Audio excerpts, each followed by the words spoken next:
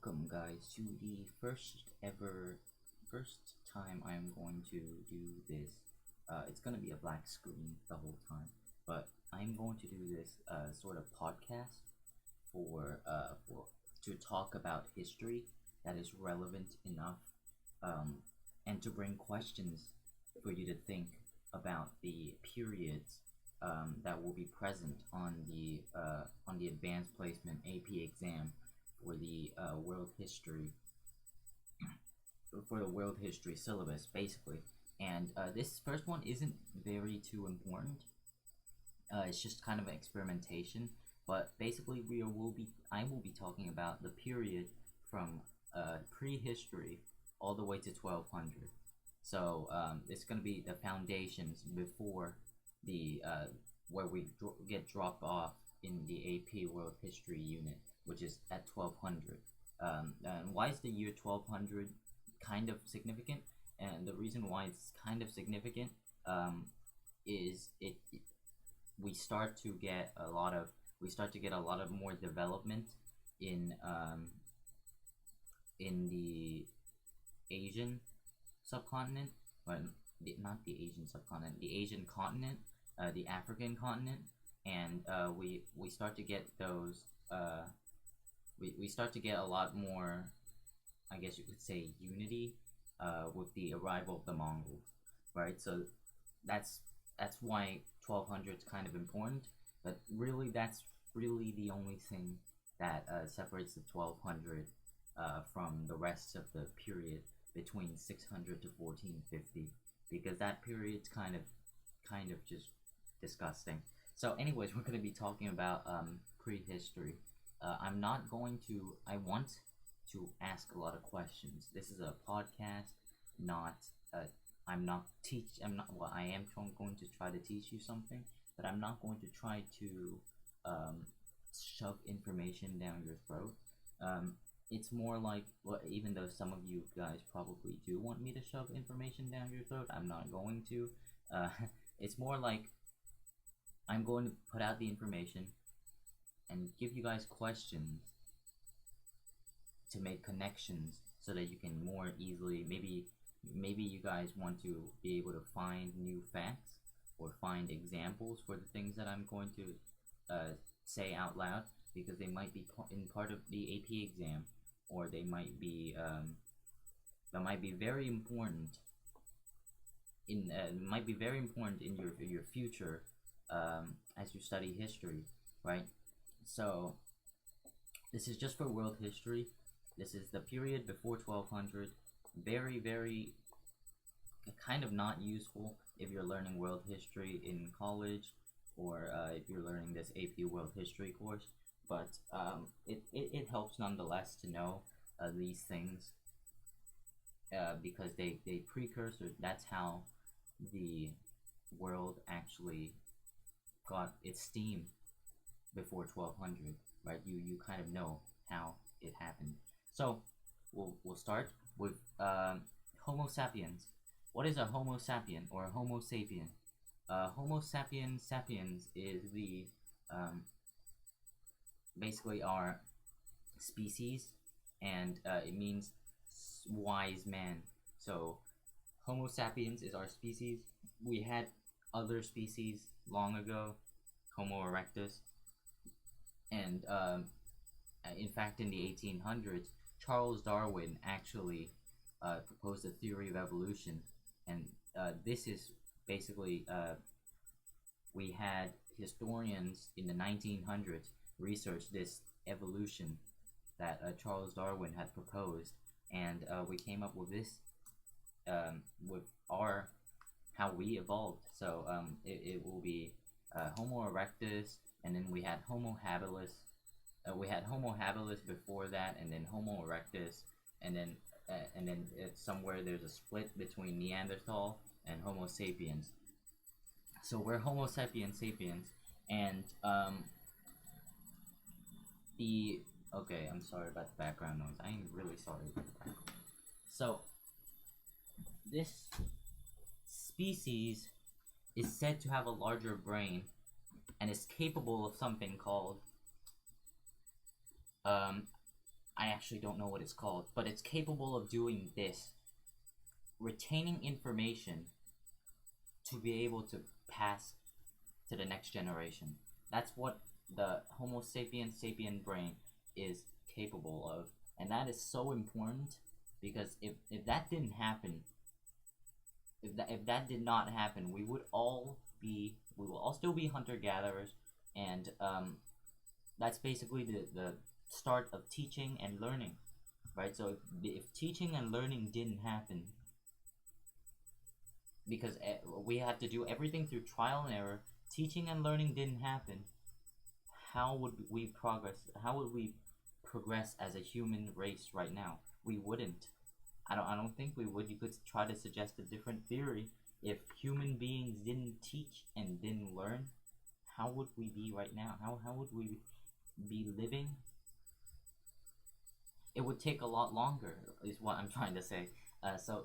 This kind of thing is really, really important.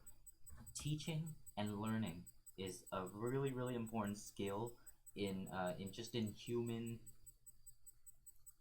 a really important skill that humans have invented. Really important, what humans have discovered, and they also invent the stuff that they want others to learn. And so this teaching and learning stuff is going to be the basis of a lot of conflicts in history, and you'll see why. We're gonna discuss the agricultural revolution. This is not a semantic, not semantic. This isn't like a intellectual thing, but this is more of a realization, a discovery that you can farm. And farming is so useful. Why is farming useful in a society right now that we don't even see any farming anymore? We don't see farming, like, unless you go unless you go to a field trip. I don't know, 20 miles away from your homeland. We don't really see farming produced at a scale that doesn't involve machines, um, or like those mechanical sprinklers. Everything's automated basically. We don't see people farming nearly as much as we're supposed to, and but by when I say nearly as much as we're supposed to, we can see the people that, like, individual people farming just about 200 years ago. So only around 200 years ago, people were still farming quite a lot. Even though there was an advent called the Industrial Revolution. People were still farming because they needed food, right? I mean, they had better ways of producing food, but they still had to physically be in the field, or a lot more of them still had to be in the field. But this agricultural revolution thing started it all. It started to employ people to be in the field. And before that, humans were hunter-gatherers. Humans, they gathered fruit, they foraged for fruit, and they hunted for animals to eat. That's what hunter-gatherer is called. And they were hunter-gatherers. That means they hunted and gathered, and they had to move a lot. They had to move from place to place because they didn't have they didn't have the money. No, not the money. They didn't have the resources if they just stayed in one place. But in this agricultural revolution, they did have the resources. They had the resources to stay in one place. That's such an amazing thing about farming, is you can stay in one place. You can produce so much food that you can have free time. You produce so much food that you have free time. Tell me one animal tell me another animal that has free time. Has free time. No other animal, except for, I guess, the pets that or like, well, one, the pets, and two, the animals. The pets that we have because we feed them, and the animals that, like children. the children of animals, I guess they're the ones that have free time. But like free time to do something that isn't just resting. People were actually able to do that now, because of the invention of because of the no not the invention because of the discovery of agriculture. And the first discovery of agriculture, the first types of agriculture, were mainly just accidental. The first types of agriculture mainly were just they dropped the seed and hoped it grew. They didn't do anything. They didn't farm. They didn't they didn't terrace the land. Neither did they use any tools. They just neither did they even like care about water. They just opened the hole, or they didn't even open. They just dropped the seed, and they thought that it would grow. And in fact, some of the type of vegetation grows that it grows more after you chop them. And I don't remember what that method is called. I think that's called like vegetation vegetative. I think it's called like vegetative planting. Yeah, that's what it's called. So like when you um when you slice a plant, it grows back to its original state. And then when you slice it again, and then it grows back again. And then when you slice it again, it grows. That's a vegetative planting. The one that I mentioned, for you to have to drop a seed for it to plant, that's seed agriculture, and that's different from vegetative planting. So vegetative planting is like when you have, I don't know, your rosemary, or if you guys eat, or like coriander, or cilantro, if you call it cilantro, that's vegetative planting because it grows more and more, um, allowing for as like a steady supply without having to plant seeds everywhere. So agriculture was very important. Agriculture was very important. And I have a question for you. You guys should evaluate. And I know you guys hate these questions. I know you guys hate these questions, but I don't have another person to talk to me right now. So evaluate to the extent that the agricultural revolution had on human societal structure, political structure, and economic output. So those three things, right? That would be a good LEQ. But we don't. Some of you don't have LEQs this year, but it's fine. Um, so that's the agricultural revolution. With this agricultural revolution, I mentioned one thing in that prompt. It was social structure, or like social behavior, and this thing started to go quick. If you have the knowledge and the land, then you basically have the money.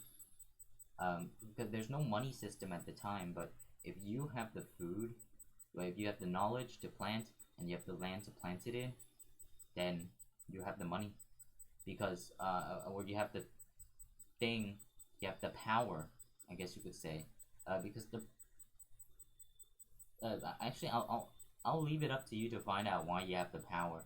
But you have the power, and you can subjugate all of your people who don't have money and who don't have land and who don't have the knowledge. Because there are four things that contribute to how much power, how much money you have, and whether you can produce things. And it's called the factors of production in economics. It's land, labor, capital, and an idea, or entrepreneurship is what it's called. But I just say an idea because that's a lot more, it's a lot more simple. So land, labor, capital, idea. Land is the land. Labor is someone to do it, and a capital is the money to be able to do it. In this case, the money would just be the seed, right? If you have the seed, you have the money to be able to produce, and entrepreneurship is the idea. So you know how to plant the seed. So you know how to. So land, labor, yourself. You plant the seed. Capital is the seed itself, and entrepreneurship is you knowing how to plant the seed. It's kind of crazy. It's kind of weird, but if you apply those four factors, you should know why people produce stuff. You should know how people produce stuff. I guess you could say. Um, this social shift kind of led to classes, right? Classes are really they're kind of an ugly thing in this world right now that I discuss it. But previously, it was like it was basically a hack to an easier life, right? It was a hack to an easier life. If you were able to have enough power uh, to subjugate your people enough so that they can serve you, then you're more powerful than them. What can I say? You're more powerful than them. And this actually also began the process of taxation. People can lend them your land for rent, and rent is in the form of taxation in this case. So if I lend you my land for you to farm in, I can tax you for the land, right? This led to villages, and the villages, once we have a strong enough kind of a foundation of how to farm, these villages will eventually become city states. Well, what are city states? City states are states. So I have to discuss what a state is. A state is a place where the sovereign, what that is sovereign of all affairs. Basically, it can control its economic, political, social, environmental, technological affairs. It can control all of its affairs without interference from other countries. That's a state. So it's not a United States state. That those are more like provinces than states.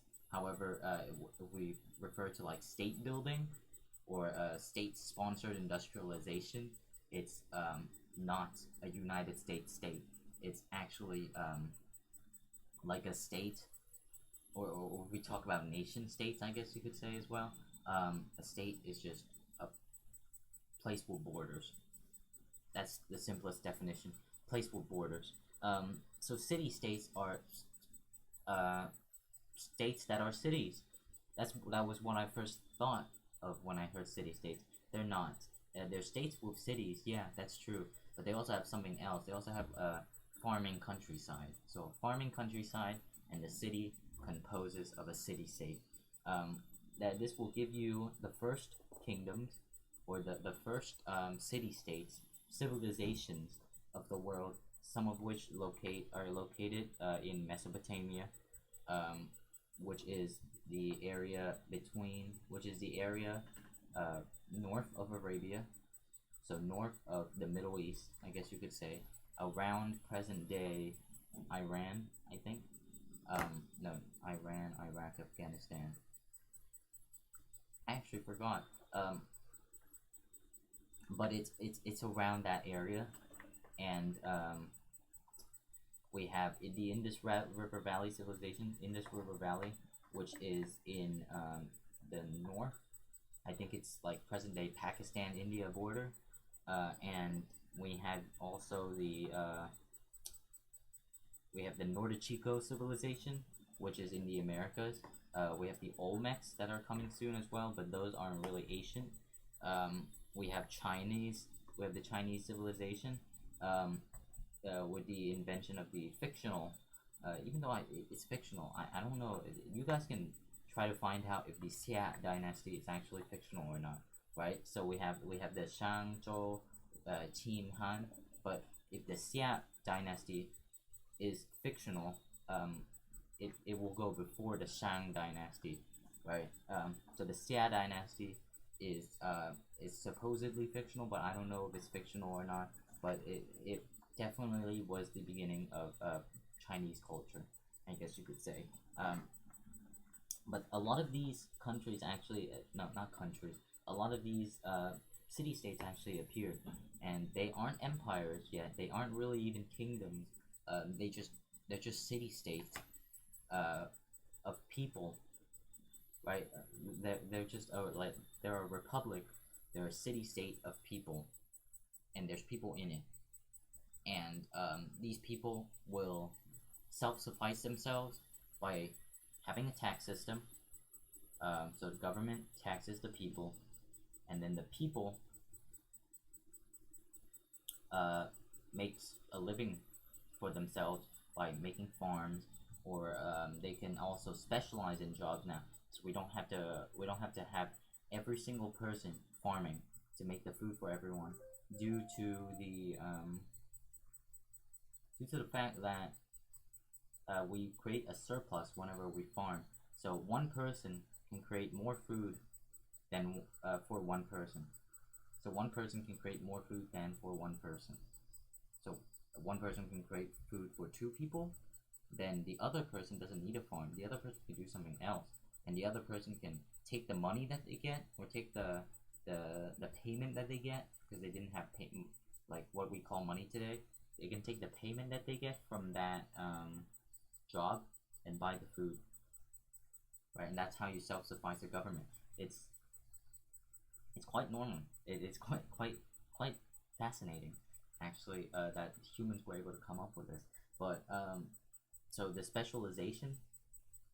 What were the specialization activities? You can be a craftsman. You could be an artist, basically. You could be a sculptor. Those were kind of important in the Roman Empire. You could be just a civil worker, for example, making like river systems, irrigation systems.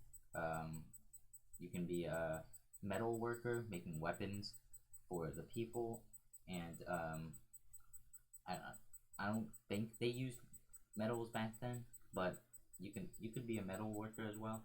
You could be a lot of different things, and that's all to just go in, and that's all to help the government, and you will receive payment, and that's the cycle of life. That's even the cycle of life today. You work, receive payment. Sometimes you go to school as well, and school is the thing that I guess it comes back to the process of learning and teaching. If you go to school, you'll be able to learn stuff a lot quicker than maybe what your previous generation did, because that previous generation had to get through it through trial and error, right? Or through like explicit, really hard proofs. That really only applies to today, but kind of getting off track. Um, these first kingdoms, city states, uh, really pretty good at sufficing themselves, pretty self-sufficient. There you go. So those were the kingdoms. The reason why they were self-sufficient, first of all, they were all built near rivers. Why were they all built near rivers? You guys can answer that. That's pretty easy. That's pretty easy to answer. But I'm gonna tell you probably in the next episode why rivers were so important. But they were all built near rivers, and they were all in non-cold areas. They were mostly in tropical areas. Some civilizations maybe were in roughly temperate areas, but most of the civilizations that lived during this time were in tropical areas. And the reason why they were in tropical areas was that uh, body temp. Well, this is what I think. You don't actually get taught this, and I don't actually know why, but this is what I think. Body temperature is closest to tropical temperature, so the body does the least work in tropical climates. Therefore, it's better to live in a tropical climate. Like all these, like China, the Olmecs, Norte Chico, Indus River Valley Civilization, uh, Egypt.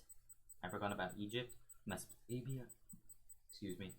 They were all in tropical climates, or most of them. I don't think China was. Um, but those tropical climates are pretty important because water doesn't freeze in a tropical climate either. So if you live in a temperate climate, you might not have water for a certain amount of time of the year, and that will be detrimental. Plus, crops don't grow in a tropical in a temperate climate the same way they grow in a tropical climate. You could rely more on tropical climate in order to grow your crops, and that's why all the civilizations weren't in temperate climates, right? Of course, there's still climate patterns that you got to be aware of. For example, the Indian monsoon season. Indian monsoon season is really, really important, and they have like a whole celebration just for that, right? So with that, I'm gonna move on to empires. But before I move on to empires, I have to talk about patriarchy first. Patriarchy is is kind of dumb, but patriarchy is I guess you guys could say it's justifiable because in like we have the science now to back up that males were just lucky to be stronger than females. In like generally males were lucky just to be stronger than females because of their genetics. But the earlier people noticed this. They noticed this. They noticed that the males were stronger than females. The males were not necessarily more intellectual, but because the males were stronger than females, the female had to do what the male wanted. And because the female had to do what the male wanted, the male assumed themselves to be everything better than the females, smarter than females, more adaptive than females, can do more jobs than females. So the females end up being the ones to take care of the kids, and the males end up being the ones who go into political jobs, managerial jobs. Yeah, political and managerial jobs are the two most important. There's still problems today that females have to get into. No, not have to, but females should get into those jobs more to have a balance of males and females. But it just doesn't happen as of now. So or it can't happen yet because there's still this inequality that we'll discuss in the next episodes. But in the next podcast, but we have this idea of patriarchy, and you could see many examples of this. For example, in China, the binding of feet, which is just disgusting. Don't the binding of feet, and in China, husbands, whenever they die, it's kind of custom for the wife to die with them as well, right? And in India, I think, they had this ceremony where, or Egypt, I forgot, India or Egypt, but they had this ceremony where if you die, or if your husband died, your wife had to go through a ritual to die with him as well, which is messed up. I think it's called like Sati or something. Sati ritual. Let me see. So good woman or chaste wife. This is Indian, Indian. So you have to the Indian custom of a wife immolating herself either on the funeral pyre of her dead husband, or in some other fashion soon after his death, right? Although never widely practiced, Sati was the ideal of womanly devotion held by certain Brahmin and royal castes. And yeah, I guess we'll talk about the caste system, but we'll talk about that later. What I wanted to emphasize is these sort of stuff, women being in a higher status than men, men being in higher status than more, they really only get, I guess you could say, they only got popular, they only got documented with higher castes. And I'll tell and most of history, most of what we know is only documented by the higher people, and you guys can try to think about why that happened. Why does that happen? Pretty interesting. Some of these questions I know the answer to. Some of these I really don't. Um, but that's one of the questions I do know the answer to. And this patriarchy is present pretty much everywhere in the world. Everywhere in the world, this is present, except one country, and that one country is Japan. In Japan, we had there's this folk tale, right, about the gods and how Japan came to be. And in the folk tale, I'm not going to get into the specifics because we don't want to shine a spotlight on Japan, even though we probably will later in the series. So males males are, well, there's a male and a female, obviously, and they gave birth, and the person that they gave birth to, it was said to be the first of all the god of the sun, but second of all the inventor of Japan, and that inventor was a girl, and that's why and that's why they thought that girls and well, more girls were actually empresses over boys in the period around 300 to 800. More girls were empresses over boys because the god that created Japan was a girl, and so they didn't really have this on the among the higher castes. The lower caste was still patriarchal, but among the higher castes, well, not the higher castes, the higher classes, um, it wasn't as patriarchal. It was, well, the women get to do a lot more stuff. The women get to they don't have to seclude themselves at home. They can kind of show themselves, and that's until like 800. But I'm not going to talk about that yet. And I might actually need to separate this into two parts. The podcast before 1200 because this is taking a lot of time. So that's patriarchy right there for you. Everywhere in the world there's patriarchy except Japan, um, where Japan is matriarchal, right? So our first empires, we have our first empires, which I our first empires like in the world started in Persia, I think. So the Persian Empire, and then soon after that we have the Roman Empire. If you could call, if you want to call the Han Dynasty also an empire, I guess you could. But we have the Persian Empire and the Roman Empire, and those two empires were really important because they had to. It was really hard to maintain an empire back then. Um, well, no, it wasn't as hard to maintain an empire back then as it is now, and I'll tell you why later. You guys can keep wondering why I'm saying like these things. Like why isn't it as hard to maintain an empire back then than it is now?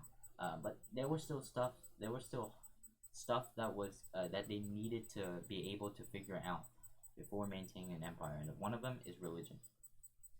They had to get all of them under one religion.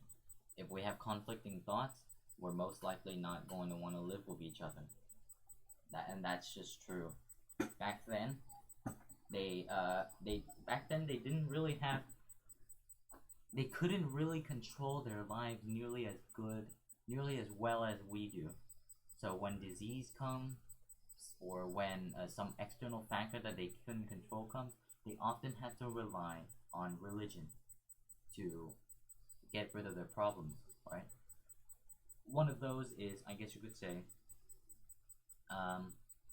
one of those religions back then that didn't that existed was called Zoroastrianism. Zoroastrianism, and it started in Mesopotamia, and it said that there was a god. I think it was monotheistic, which means there's only one god. Is Zoroastrianism Yeah, it's the first monotheistic, or first monotheistic religion in the world, and there's something called, well, whatever you do, I think the religion is whatever you do either falls into the good category or the bad category. And at the end of the world, someone will.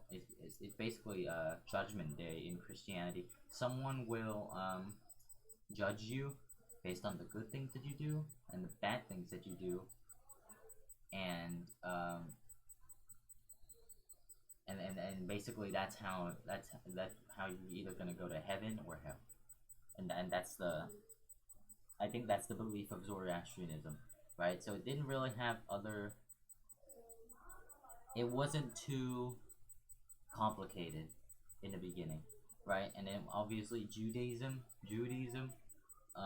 came kind of a little bit after that, but Jews lived uh, mostly in one place. They didn't really what Jews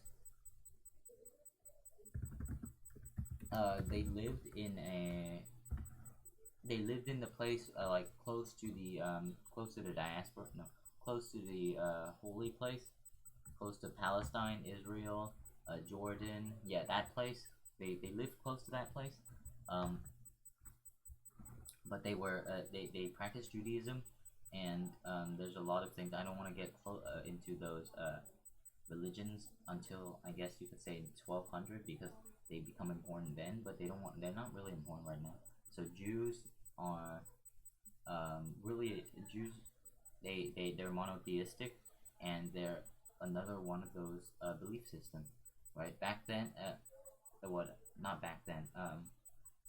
Going to India, when we go to India, we'll see there's a religion called Hinduism, and Hinduism is the ethnic religion of India, and it has something called a caste system, and the caste system is basically you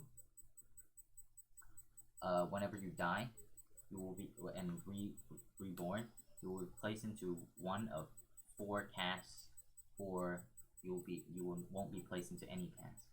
And that those one of four castes, we have the Brahmins, the Kshatriyas, the Shudras, there's one more I forgot.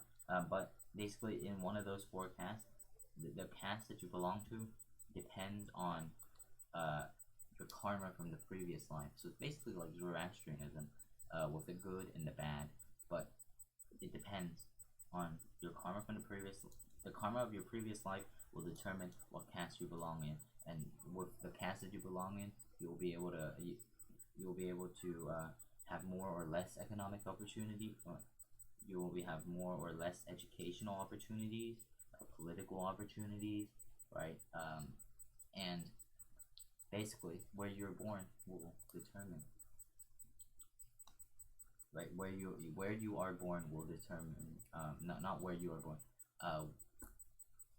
in what family you are born will determine your class for the rest of your life. Even now, there's this. If you're not in any caste, you're called an untouchable, and that's the worst of the worst, right? So if you were born in an untouchable, you can still do stuff now.